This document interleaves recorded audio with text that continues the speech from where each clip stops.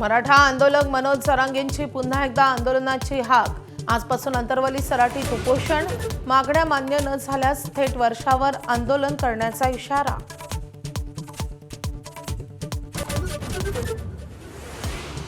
नेपाळमध्ये महाप्रलयामुळे मृतांचा आकडा 579 वर, 1900 जण बेपत्ता, 4451 लोकांना वाचवलं।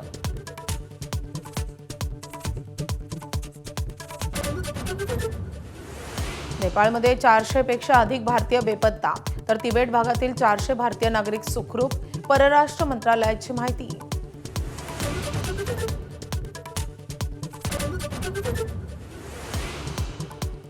नेपाळच्या बालेन सरकारचा मदतीवरून यू टर्न, परदेशी मदतीसाठी तयार। भारत आणि चीनसह अनेक देशांशी संपर्क, भारताचं पथक नेपाळमध्ये दाखल।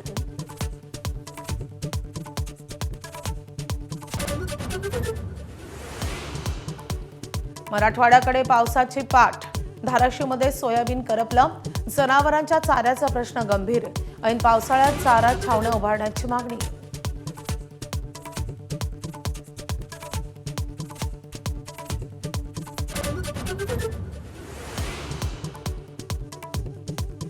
नमस्कार, सुप्रभात। मी माधवी देसाई या बुलेटिनमध्ये आपलं स्वागत। बुलेटिनच्या सुरुवातीला महत्त्वाची बातमी। मराठा आंदोलक मनोज जरांगेंनी पुन्हा एकदा अंतरवली सराटीतून उपोषणाची हाक दिली आहे। मनोज जरांगे पाटील आजपासून जालना जिल्ह्यातल्या अंतरवली सराटीत आमरण उपोषण करणार आहेत। मराठा आरक्षणाच्या प्रलंबित मागण्यांसाठी मनोज जरांगेंचे 10वं उपोषण असेल। सकाळी 10 वाजता मनोज जरांगे अंतरवली सराटीत उपोषणाला बसतील। उपोषणादरम्यान तोडगा न निघाल्यास मुंबईला जाणार असल्याचा इशारा देखील काल मनोज जरांगेंनी दिलाय। हैदराबाद गॅझेटियरनुसार ज्यांना कुणबी प्रमाणपत्र मिळालंय आणि ज्यांचे अर्ज प्रलंबित आहेत अशा सर्वांनी अंतरवलीमध्ये आंदोलनाला यावं अशी हाकही जरांगेंनी दिली आहे। त्याआधी सरकारच्या शिष्टमंडळानं अंतरवलीत जाऊन जरांगेंची भेट घेतली आहे। विखे पाटील, उदय सामंत, शंभूराज देसाई आणि प्रसाद लाड यांनी मनधरणी करण्याचा प्रयत्न केलाय, मात्र काहीच निष्पन्न झालं नाही। दरम्यान आंदोलनातील मागण्या मान्य न झाल्यास मुंबईत येऊन थेट वर्षा बंगल्यावर आंदोलन करण्याचा इशारा मनोज जरांगेंनी दिलाय। यामुळे सरकार जरांगेंना थोपवण्यात यशस्वी होतं की जरांगेंचा निर्धार कायम राहतो हे पाहणं महत्त्वाचं असेल।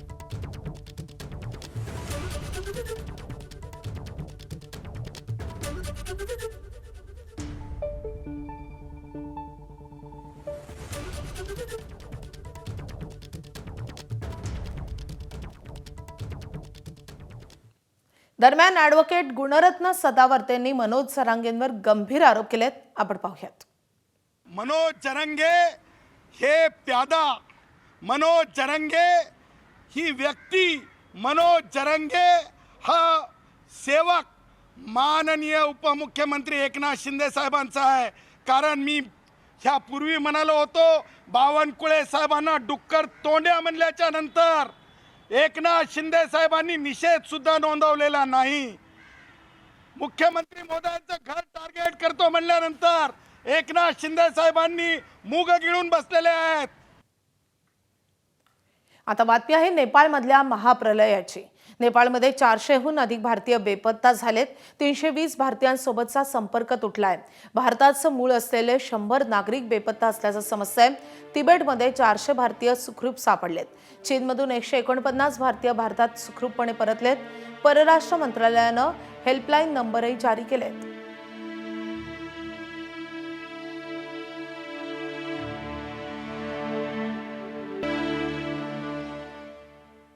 तर नेपाळच्या महापुरातील बळींचा आकडा दिवसागणिक वाढत असतानाच भारतही चिंतेत वाढ झालेली आहे।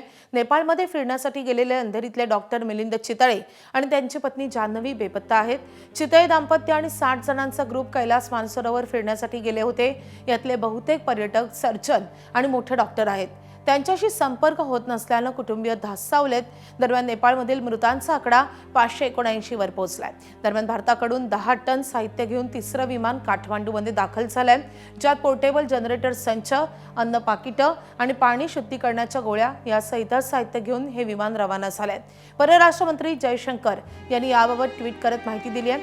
नेपाळमध्ये सुरू असलेल्या बचाव कार्यासाठी भारताकडून सातत्यानं सहकार्य केले जात आहे।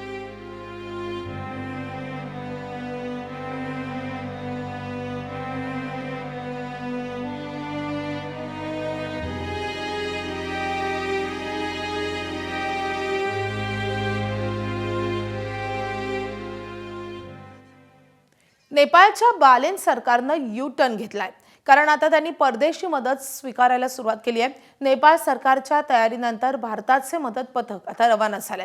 मदत पथकात 5 अभियंतेला या महाप्रलयात अडकलेले महाराष्ट्रातील काही पर्यटक काठमांडू जनकपूर मार्गे भारतात परततायत.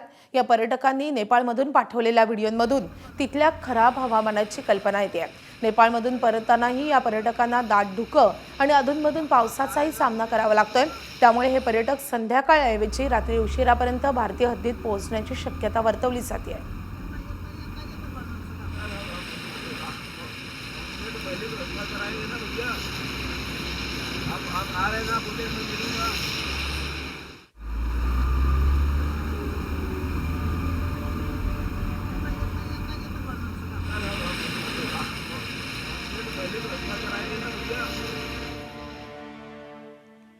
तर कैलास मानसरोवर यात्रेसाठी नेपाळला गेलेल्या कल्याण डोंबिवलीमधल्या 3 पर्यटकांचा 3 दिवसांपासून संपर्क होत नसल्यामुळे त्यांच्या कुटुंबियांची चिंता वाढली आहे. डोंबिवलीतील सुनील सुभेदार यांचा आणि कल्याण पश्चिम परिसरातील संजय पाटील आणि त्यांच्या पत्नी नलिनी पाटील यांचा यात समावेश आहे. पाटील दाम्पत्याच्या शेजाऱ्यांनाही या घटनेचा मोठा धक्का बसलाय. पाटील दाम्पत्य सुरक्षितरित्या घरी परतावं म्हणून त्यांच्या शेजाऱ्यांनी प्रार्थना केली आहे.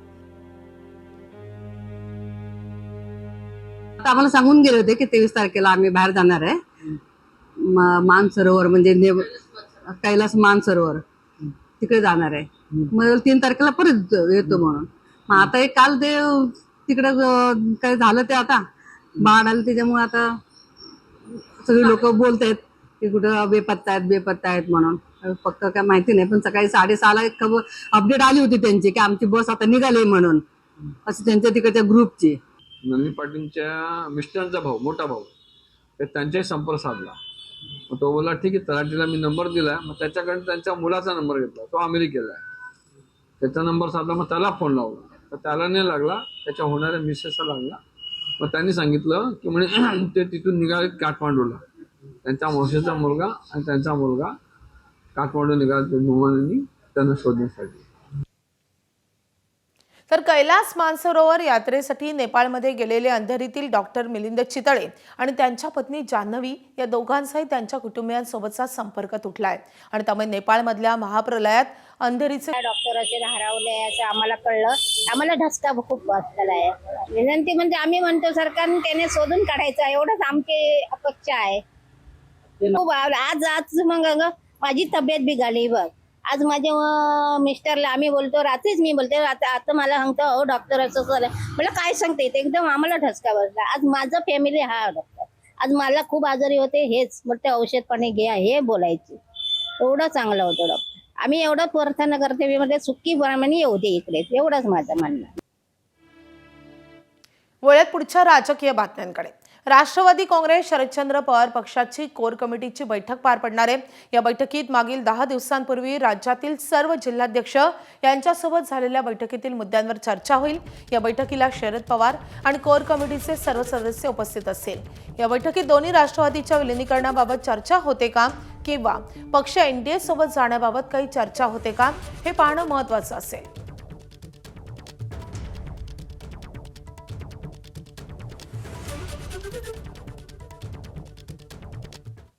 नाशिकमध्ये कुंभमेळ्याच्या पार्श्वभूमीवर 3 दिवसीय सिंहस्थ महाकुंभ भक्ती संगम या कार्यक्रमाचं आयोजन करण्यात आलं होतं.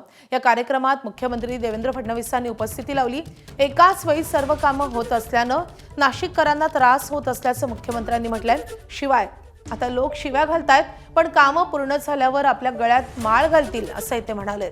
शिवाय याच कार्यक्रमातून मुख्यमंत्र्यांनी पृथ्वीराज चव्हाणांवर टीका केली आहे. कुंभमेळा बदनाम झाला पाहिजे अशी काहींची स्ट्रॅटेजी आहे असा पलटवार फडणवीसांनी केलाय.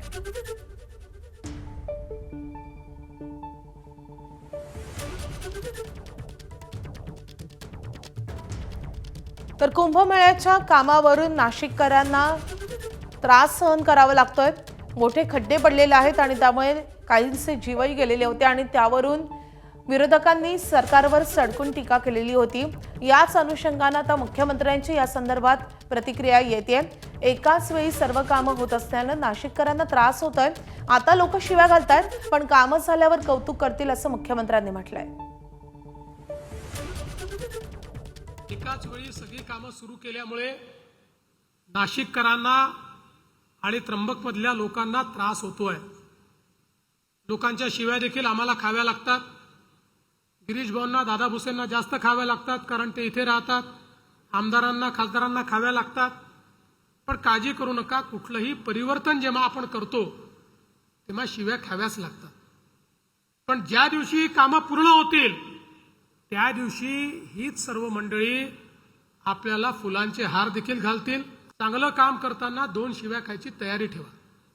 फक्त एकच गोष्ट असली पाहिजे, जे काम आपण करतोय जनहिताचं असलं पाहिजे आणि पारदर्शी असलं पाहिजे. या 2 गोष्टी असल्या तर कुठलीही काळजी करायचं कारण आपल्याला नाहीये. सगळे प्रोजेक्ट हे जाहीरच आहेत. लपलेला प्रोजेक्ट एकही नाहीये. सगळे पब्लिक डोमेनमध्ये आहे. त्यांनी सगळे चेक करून घ्यावे.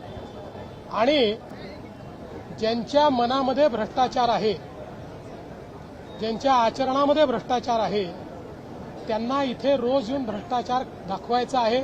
आता हीच त्यांची स्ट्रॅटेजी आहे की ज्या ज्या ठिकाणी सनातन आणि हिंदू आस्था आहे त्या ठिकाणी अशा पद्धतीनं आरोप करत राहायचे, खोटं बोलत राहायचं, लोकांच्या मनात संभ्रम तयार करत राहायचा. पण त्यांनी किती संभ्रम तयार करायचा प्रयत्न केला तरी देखील ये पब्लिक है, ये सब जानती है. पिंपरीतील शिल्पा गवारे हुंडाबळी प्रकरण फास्ट ट्रॅक कोर्टात चालणार असल्याचं आश्वासन मुख्यमंत्री देवेंद्र फडणवीस यांनी दिलंय. मृत शिल्पा या भाजप नगरसेविका स्नेहा कलाटे यांच्या नणंद आहेत. मुख्यमंत्र्यांनी स्नेहा कलाटे यांच्याशी फोनवरून संवाद साधलाय. वाकडमध्ये 1.5 वर्षात अशा 2 घटना घडल्यात. हे प्रकार कधी थांबणार असा प्रश्न विचारत शिल्पा यांची वहिनी स्नेहा यांनी या प्रकरणात आळा घालण्याची मागणी केली आहे.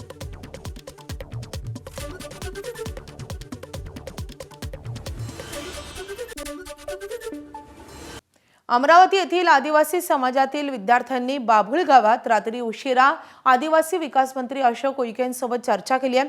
विद्यार्थी आणि मंत्री यांच्यात मागण्यांवर तोडगा काढण्याचा प्रयत्न सुरू आहे. पहाटे 3च्या सुमारास ही बैठक संपली आहे. संबंधित खात्याच्या विभागाच्या सचिवांशी बैठक करून विद्यार्थ्यांच्या मागण्यांवर तोडगा काढण्याचं आश्वासन देण्यात आल्यानंतर विद्यार्थ्यांनी आंदोलन मागे घेतलंय. विद्यार्थ्यांशी मागण्यांसंदर्भात सकारात्मक सविस्तर चर्चा झाली आहे. तर मुंबईत 1 तारखेला शिष्टमंडळाला बोलवलंय अशी माहिती मंत्री अशोक उईके यांनी दिली आहे. सरसंघचालक मोहन भागवत सध्या अमेरिकेच्या दौऱ्यावर आहेत. काल त्यांनी न्यूयॉर्कमधल्या 26 सेकंड अव्हेन्यूला भेट दिली आहे. स्वामी प्रभुपाद यांनी याच ठिकाणी इस्कॉनचं पहिलं मंदिर उभारलंय. बेघर लोकांसाठी या मंदिराकडून मदत केली जाते आणि अन्नदानही केलं जातं. त्यात मोहन भागवत यांनी सहभाग घेतलाय. 26 सेकंड अव्हेन्यूचं हे 60वं वर्ष आहे. We are one, and we have to navigate through these dualities of this world with the strong understanding that though there are so many diversities, dualities, conflicts, really it is all Krishna. Stand firm, do your duty, because everything is Krishna. If that message reaches every heart, the world will be definitely a better world. It will not be the material world we now see today. It will be a heavenly abode for every human.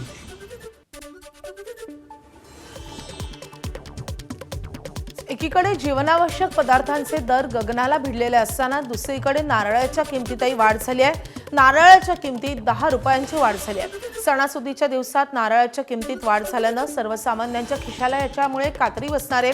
Kerala, तमिळनाडूमधल्या नारळांची आवक कमी झाल्यानं किमतीत वाढ झाली आहे.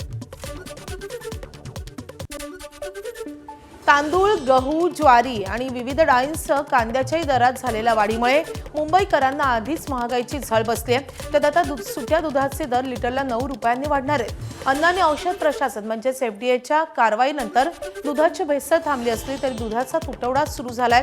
त्यात खासगी दूध डेअऱ्या मनमानी करत असल्याचा आरोप दूध वितरक सेनेकडून करण्यात आलाय. आरे किंवा महानंदाचं शासकीय दूध सुरू असतं तरी दरवाढ करता आली नसती असं संघटनेनं म्हटलंय. दुधात भेसळ होते आणि याला आळा बसल्यामुळेच हे दुधाचे चढेभाव सुरू झालेले आहेत. कुठेतरी भेसळ थांबली त्यामुळे जे विक्रेते आहेत त्यांनाही परवडत नाही आणि म्हणून त्यांनी हे दर वाढवले. याचा अर्थ काढायचा. होय होय बरोबर ना. एखाद्या जर तुमचा दुधाची आवक, भेसळीचं दूध थांबल्यामुळे जी आवक होती आणि आता प्युअर दूध किंवा येते त्याच्यामुळे जी आवक कमी झाल्यामुळे दोघांना जो तुतवडा आहे त्याचा गैरफायदा घ्यायचा हा प्रकार आहे आणि जनतेला लुटायचा प्रकार आहे हा. एका बाजूनी चांगली वस्तू मिळायला पाहिजे हा त्याचा हक्क आहे आणि तो त्याला मिळालाच पाहिजे, ह्याच्यात दुमत असण्याचं काही कारण नाही. पण याच्या बरोबरीने त्याला योग्य वाजवी दर मध्ये हा बसवणे हे सुद्धा शासनाचं काम आहे, त्याच्याकडे पण लक्ष दिलं गेलं पाहिजे. आज ग्राहक जो आहे त्याचा सगळ्या बाजूनी सगळ्या भाववाढीच्या प्रेशरमध्ये तो दबत चाललाय. त्यामुळे कुठे कुठे त्यांनी ॲडजस्ट करायचं हा त्याचं आता दिवसाचं सगळं म्हणजे महिन्याचं बजेटच हळूहळू कोसळत चाललंय. समीर भुजबळ, सुहास कांदे आज कोर्टात हजर राहणार आहेत. विधानसभा निवडणुकीवेळी शिवसेना आमदार सुहास कांदे, माजी खासदार समीर भुजबळ, डॉक्टर रोहन बोरसे, गणेश धात्रक यांच्या विरोधात वेगवेगळे आचारसंहिता भंगाचे गुन्हे दाखल करण्यात आले होते. या दाखल गुन्ह्यांच्या सुनावणीबाबत आज नाशिक जिल्ह्याच्या नांदगाव न्यायालयामध्ये सुनावणी आहे. मराठा आंदोलक मनोज जरांगेंनी पुन्हा एकदा आंतरवली सराटीतून उपोषणाची हाक दिली आहे. मनोज जरांगे पाटील आजपासून जालना जिल्ह्यातल्या आंतरवली सराटीत आमरण उपोषण सुरू करणार आहेत. मराठा आरक्षणाच्या प्रलंबित मागण्यांसाठी मनोज जरांगेंचे 10वं उपोषण आहे. सकाळी 10 वाजता मनोज जरांगे आंतरवली सराटीत उपोषणाला बसतील. त्याआधी ते पत्रकार परिषद घेणार आहेत. कायदा सुव्यवस्था आणि नियमांचं पालन करण्यासंबंधी मनोज जरांगे यांना कालच प्रतिबंधात्मक नोटीसही बजावण्यात आली आहे. दरम्यान आज मंत्री राधाकृष्ण विखे पाटील जरांगेंची भेट घेण्याची शक्यता आहे. उपोषणादरम्यान तोडगा न निघाल्यास मुंबईला जाणार असल्याचा इशारा देखील काल मनोज जरांगेंनी दिलाय. हैदराबाद गॅझेटियरनुसार ज्यांना कुणबी प्रमाणपत्र मिळालंय आणि ज्यांचे अर्ज प्रलंबित आहेत अशा सर्वांनी आंदोलनाला यावं अशी हाक जरांगेंनी दिली आहे. दरम्यान आंदोलनातील मागण्या मान्य न झाल्यास मुंबईत येऊन थेट वर्षा बंगल्यावर आंदोलन करण्याचा इशारा जरांगेंनी दिलाय. त्यामुळे सरकार जरांगेंना थोपवण्यात यशस्वी होतं की जरांगेंचा निर्धार कायम राहतो हे पाहणं महत्त्वाचं असेल.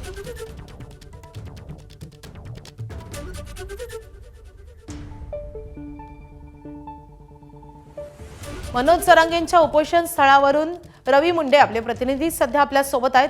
रवी, आज जरांगेंचं उपोषण 10व्यांदा सुरू होत आहे.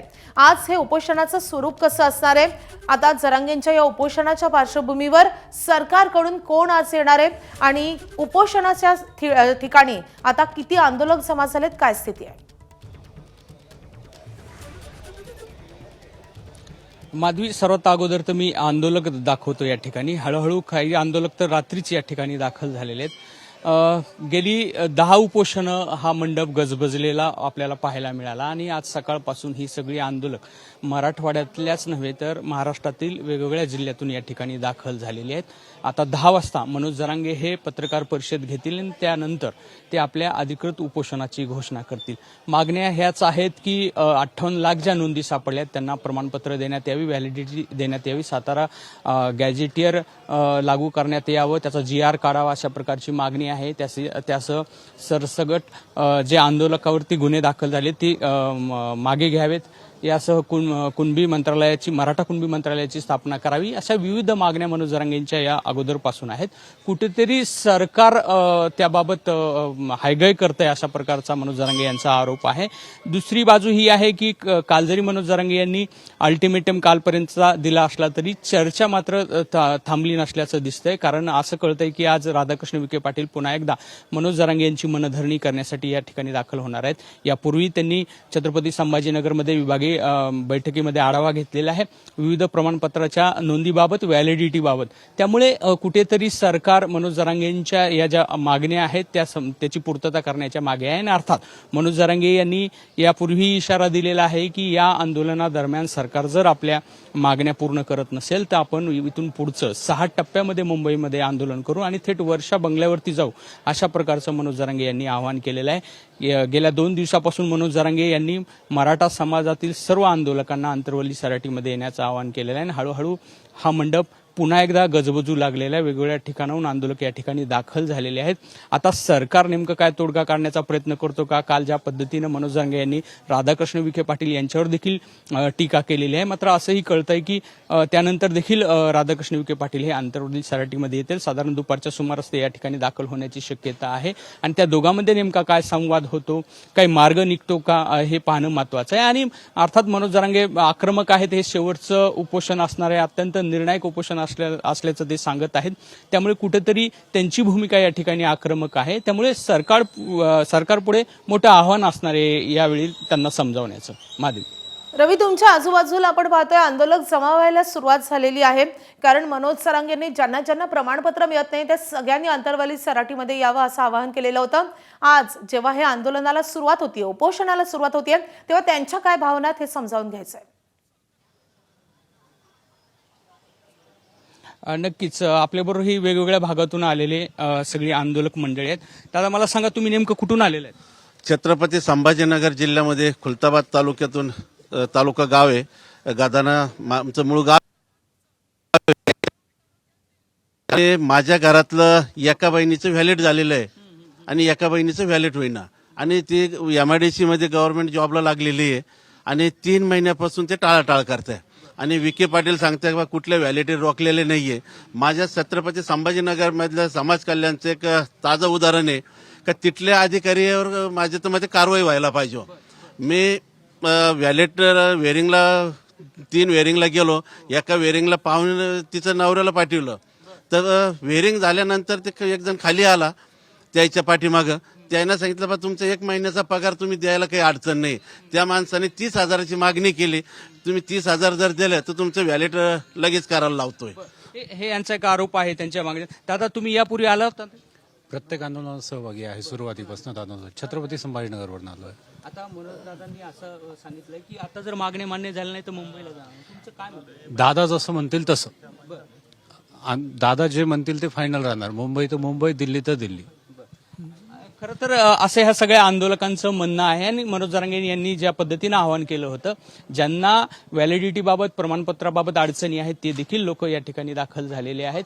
आता पाहूयात की मनोज जरांगे नेमकं 10 वाजता पत्रकार परिषदेला संबोधित करताना काय बोलतात ते, आणि सरकार आणि मनोज जरांगे यांच्यातली चर्चा नेमकी यापुढची कशी राहते.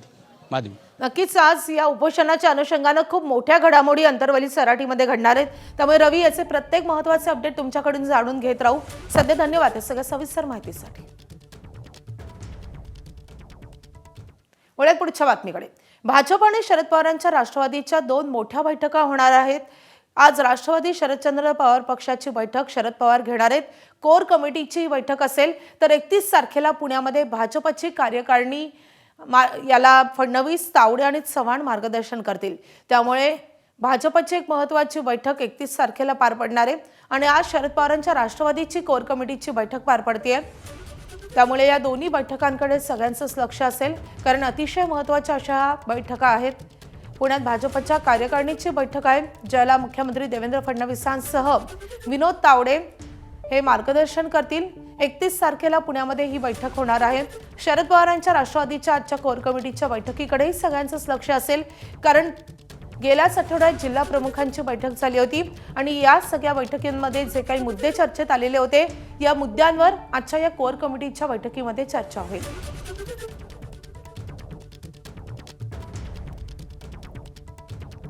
तर भाजप प्रदेश कार्यकारिणीची सोमवारी पुण्यात बैठक होणार आहे. राष्ट्रीय कार्यकारिणीनंतर आता राज्य कार्यकारिणी सक्रिय झाली आहे. मुख्यमंत्री देवेंद्र फडणवीस, प्रदेशाध्यक्ष रवींद्र चव्हाण हे या बैठकीला मार्गदर्शन करतील. भाजपचे मंत्री, आमदार, जिल्हाध्यक्ष, पदाधिकारी आणि आघाड्यांचे प्रमुख यात सहभागी होतील. 31 ऑगस्टला सकाळी 10 वाजतापासून ते संध्याकाळी 6 वाजेपर्यंत ही बैठक चालेल. पक्षाच्या आगामी वाटचालीसह अनेक पक्षीय ठरावही या बैठकीत मांडले जातील. स्वारगेटच्या गणेश कला क्रीडा केंद्रामध्ये ही बैठक होईल. पहिली बैठक भाजपच्या कोर कमिटीची असेल. कोर कमिटीच्या या बैठकीनंतर 3000 पदाधिकाऱ्यांची बैठक पार पडेल. अमराठी रिक्षा आणि टॅक्सी चालकांना मराठी शिकण्यासाठी मुख्यमंत्र्यांनी 1 वर्षाची मुदतवाढ दिली आहे. मुख्यमंत्र्यांच्या या निर्णयामुळे शिवसेनेची नाराजी आता समोर येऊ लागली आहे. निर्णय मुख्यमंत्र्यांनी घेतलाय, पण आजही आम्ही आमच्या निर्णयावर ठाम आहोत, असं परिवहन मंत्री प्रताप सरनाईक यांनी म्हटलंय. शिवाय रिक्षा चालकांना मराठी शिकावीच लागेल असंही ते म्हणतायत. मुख्यमंत्र्यांचा निर्णय आम्हाला बंधनकारक असून कुठलाही निर्णय मागे घेतला जाणार नाही असंही ते म्हणतायत. याशिवाय मुख्यमंत्र्यांनी निर्णय समन्वय समितीच्या बैठकीत घेतलेला नाही असंही त्यांनी म्हटलंय. माननीय मुख्यमंत्र्यांनी जो निर्णय घेतला तो ज्या अमराठी रिक्षा आणि टॅक्सी चालकांना मराठी शिकण्यासाठी मुदत हवी आहे त्या मुदतीचा विचार करून केला. मी आजही परिवहन मंत्री म्हणून सांगतोय, मी माझ्या निर्णयावर ठाम आहे. मुख्यमंत्री राज्याचे मुख्य आहेत, नेते आहेत आणि मुख्यमंत्री सर्वोच्च नेते असल्या कारणानं त्यांनी जो निर्णय घेतला तो आमच्यावर बंधनकारक असतो. एखाद्या स्थानिक भाषेच्या प्रश्नावरनं कोणी निवडणुका जिंकत असतील किंवा निवडणुकीमध्ये पराभव कोणाचा होत असेल तर मला असं वाटतं की निवडणुकीच्या आधी प्रत्येक ठिकाणी हे स्थानिक प्रश्न उफाळून येतील आणि त्या माध्यमातून निर्णय घेतले जातील.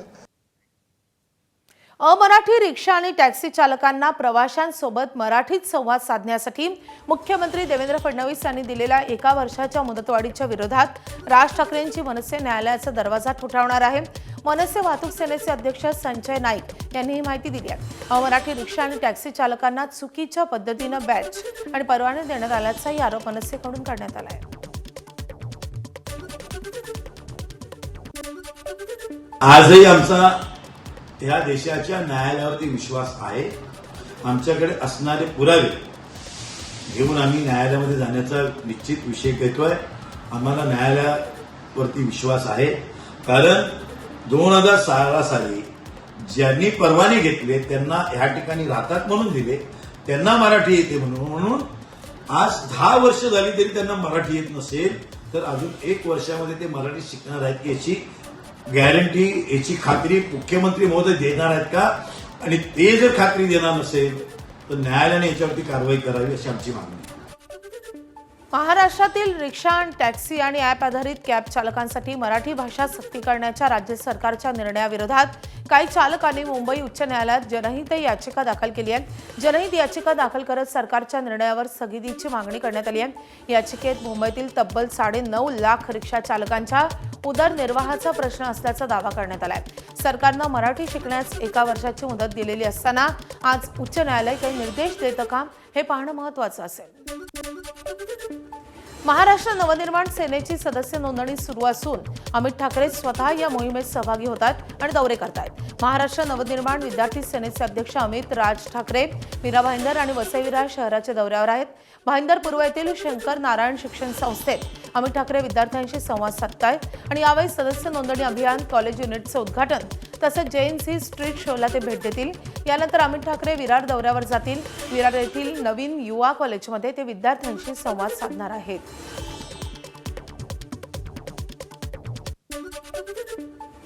एक महत्त्वाची अपडेट येते. UGC नेटच्या 3 विषयांच्या परीक्षेची तारीख जाहीर झाली आहे. 9 सप्टेंबर आणि 10 सप्टेंबरला या 3 विषयांची परीक्षा होणार आहे. इंग्रजी, कॉमर्स आणि समाजशास्त्राच्या परीक्षा रद्द करण्यात आलेल्या होत्या आणि यावरून विद्यार्थ्यांनी जोरदार टीका केलेली होती. सरकार विरोधात नेट विरोधात आंदोलनही करण्यात आलेलं होतं आणि त्यानंतर आता पुन्हा या परीक्षेची तारीख जाहीर झाली आहे. 9 आणि 10 सप्टेंबरला ही परीक्षा होणार असल्याचं समजतंय. इंग्रजी, कॉमर्स आणि समाजशास्त्राची परीक्षा रद्द झालेली होती आणि त्यानंतर आता या नव्या तारखा जाहीर झाल्या आहेत.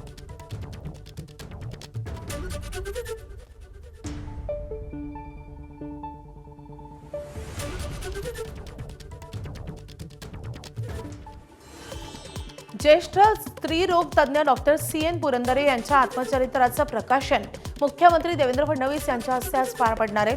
डॉक्टर पुरंदरे महिला आरोग्य क्षेत्रात मागील 50 वर्षांपासून कार्यरत आहेत. मुख्यमंत्री देवेंद्र फडणवीस आणि खासदार सुप्रिया सुळे या कार्यक्रमाच्या निमित्तानं एकाच व्यासपीठावर येण्याची शक्यता आहे. वायवी चव्हाण येथील सभागृहात हा कार्यक्रम पार पडेल.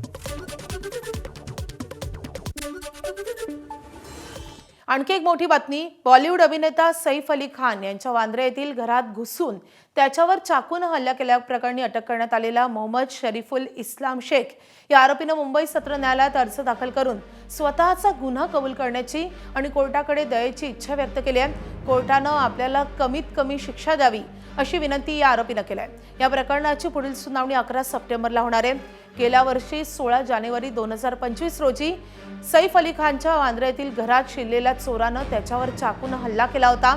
त्यावेळी चौट्याशी लढताना सैफ अली खान हा गंभीर जखमी झाला होता।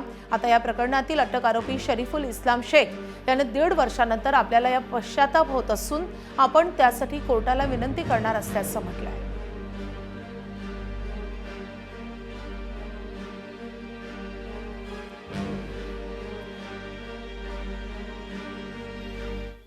बातमी नाशिकमधून।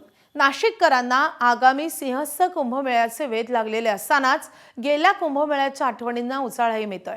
नाशिक प्रेस फोटोग्राफर असोसिएशननं भरवलेल्या सिंहस्थ संस्कृती या छायाचित्र प्रदर्शनाचं आता सुरुवात झालेली आहे। 1932 पासून नाशिक त्र्यंबकेश्वरमध्ये भरवण्यात आलेल्या कुंभमेळ्याच्या दुर्मिळ फोटोंचा खजिना बघण्याची पर्वणीच या प्रदर्शनाच्या माध्यमातून उपलब्ध झाली आहे। प्रदर्शनाचा फेरफटका मारताना मागील कुंभमेळ्याचे अनेक क्षण झरझर डोळ्यासमोरून उभे राहत आहेत। मुख्यमंत्री देवेंद्र फडणवीस यांच्या हस्ते प्रदर्शनाचं उद्घाटन झालंय। काल सुरू झालेलं हे प्रदर्शन शनिवार आणि रविवारी नाशिककरांसाठी खुलं असेल। आढावा घेतलाय आमचे प्रतिनिधी मुकुल कुलकर्णी यांनी।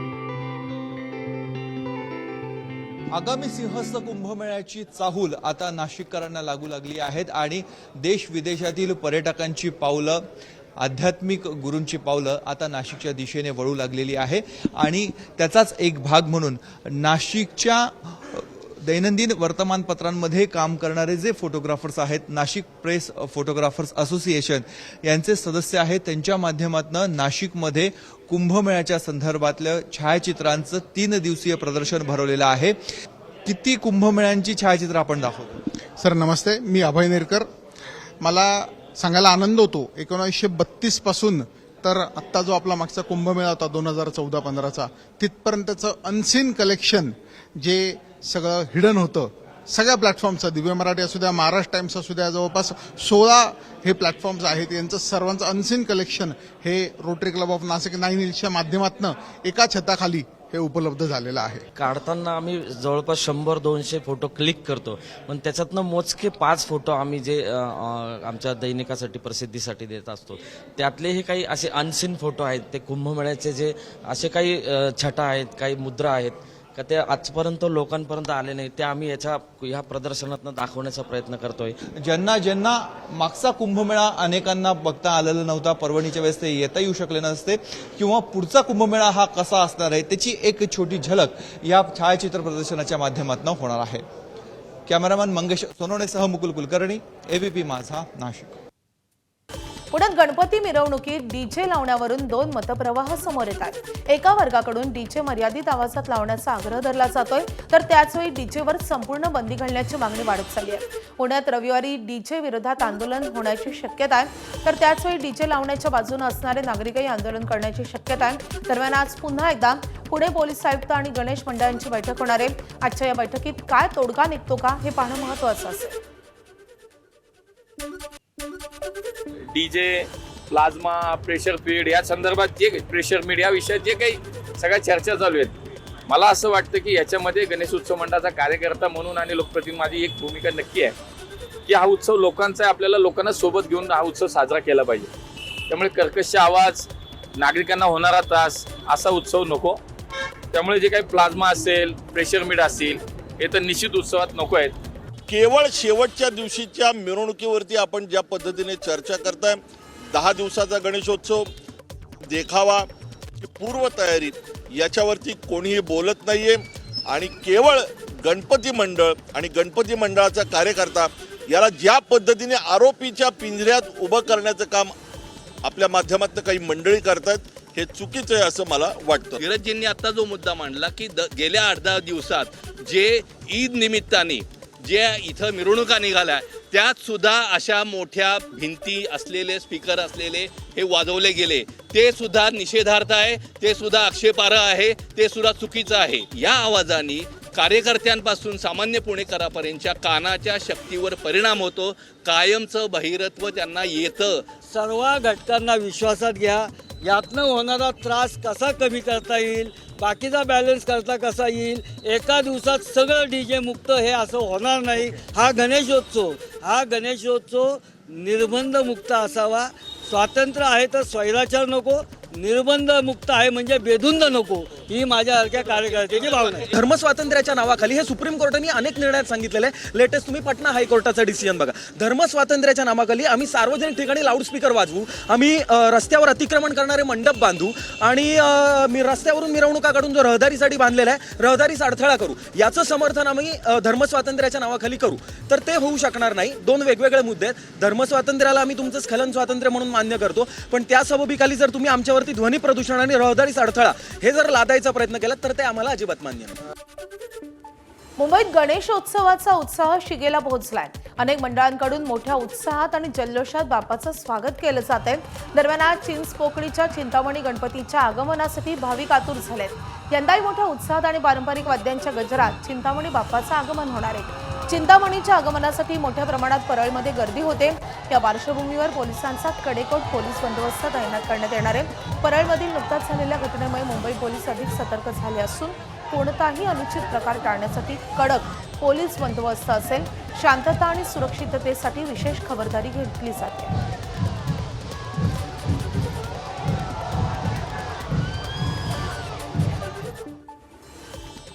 आता बातमी आहे पावसाची.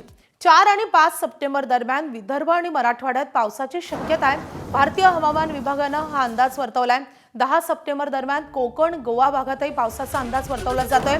10 ते 24 सप्टेंबर दरम्यान राज्यात सरासरीपेक्षा कमीच पाऊस पडेल अशी शक्यता आहे. मराठवाड्यात उणे 27% तर विदर्भात उणे 24% तूट आहे पावसाची. तर बहुतांश मराठवाडा आणि विदर्भात ऑगस्ट महिनाही कोरडाच केलेला आहे. या पार्श्वभूमीवर मराठवाडा आणि विदर्भाला सर्वाधिक पावसाची प्रतीक्षा आहे आणि त्यामुळे विदर्भवासी आणि मराठवाड्यातले सगळे नागरिक या पावसाकडे आता डोळे लावून बसले.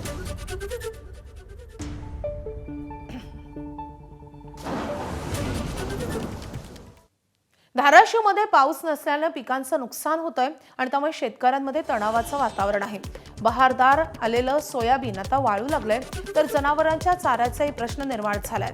चारा मिळाला नाही तर जनावरं खटकाला विकण्याची वेळ येऊ शकते अशी भीती शेतकऱ्यांसमोर आहे.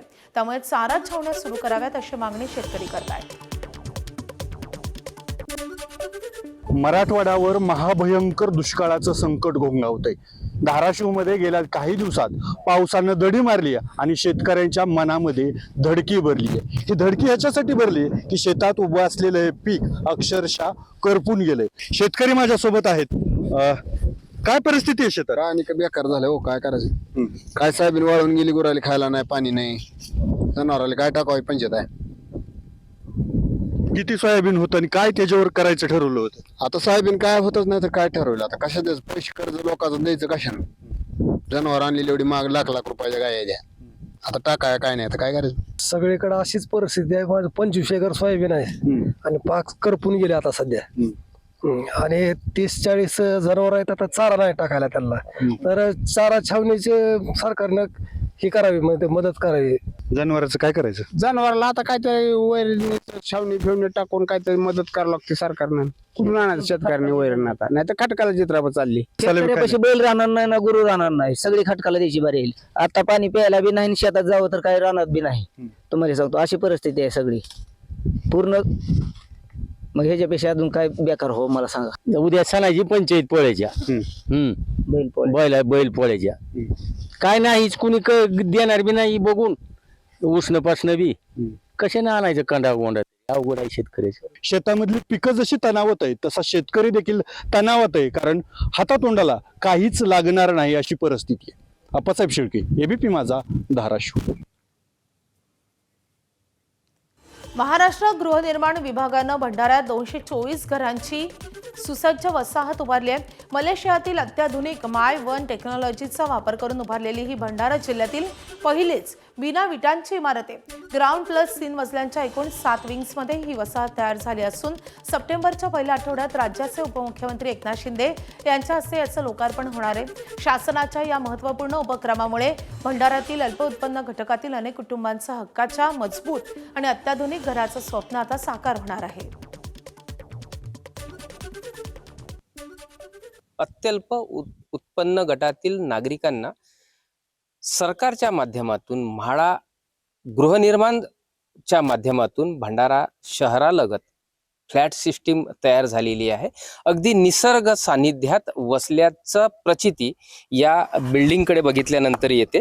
224 फ्लॅट्स इथे तयार झालेले आहेत आणि एकूणच 7 बिल्डिंग्स इथे तयार झालेल्या आणि एका बिल्डिंगमध्ये 32 फ्लॅट्स आहेत. विशेष म्हणजे मायवन टेक्नॉलॉजी जे मलेशियामध्ये वापर केल्या जाते त्या टेक्नॉलॉजीचा वापर या बिल्डिंग करिता करण्यात आलेला आहे. काय सांगाल या बिल्डिंग संदर्भात? EWS म्हणजे अत्यल्प उत्पन्न गट योजनेअंतर्गत प्रधानमंत्री आवास योजनेची सबसिडी पण आहे ना, त्याच्यात बांधकाम केलेलं आहे आणि G+3 ची ही योजना आहे. आम्ही त्याच्यात rain water harvesting, sewage treatment plant वगैरे ह्याची पण व्यवस्था देत आहोत. ओव्हरहेड टँक आहे, 3 ओव्हरहेड टँक 5000, 3000 आणि 2000 लिटर क्षमतेच्या. अंडरग्राऊंड वॉटर टँक आहे 27,000 लिटर क्षमतेची. त्याच्यानंतर प्रत्येक बिल्डिंगला एक बोरवेल देण्यात आलेली आहे. म्हणजे याच्या आधी कुठेच भंडारा जिल्ह्यात मायवन टेक्नॉलॉजीचा वापर केलेला नाही. म्हणजे कॉन्क्रीटच्या भिंती, दरवाजाची फ्रेम्स वगैरे त्याच्यातच असते. अशी ही योजना आहे, महत्वाकांक्षी योजना आहे ही. राज्याचे उपमुख्यमंत्री एकनाथ शिंदे यांच्या हस्ते लोकार्पण होणार आहे आणि इथे नागरिकांच्या हक्काचं घर त्यांना मिळणार आहे. प्रशांत देसाई, ABP माझा, भंडारा. बीडमध्ये सद्गुरू किसन बाबा महाराज यांच्या 24व्या पुण्यस्मरणानिमित्त अखंड हरिनाम सप्ताहाचं आयोजन करण्यात आले. दरम्यान काल सांगतेवेळी लाखो भाविकांचा जनसमुदाय श्री क्षेत्र गोरक्षनाथ टेकडी येथे पाहायला मिळालाय. काल्याच्या कीर्तनानंतर उपस्थित लाखो भाविकांसाठी महापंक्तीचंही आयोजन करण्यात आलं होतं. या महापंक्तीसाठी 6000 किलो बुंदीचा प्रसाद बनवण्यात आलाय. हा बुंदीचा महाप्रसाद टेम्पोच्या साह्यानं भाविकांना वितरित केला गेलाय. गोरक्षनाथ टेकडी लाखो भाविकांनी गजबजून गेलेली होती. सध्या पावसाळा असल्यानं गोरक्षनाथ टेकडीचा निसर्गरम्य परिसर लक्ष वेधून घेतोय.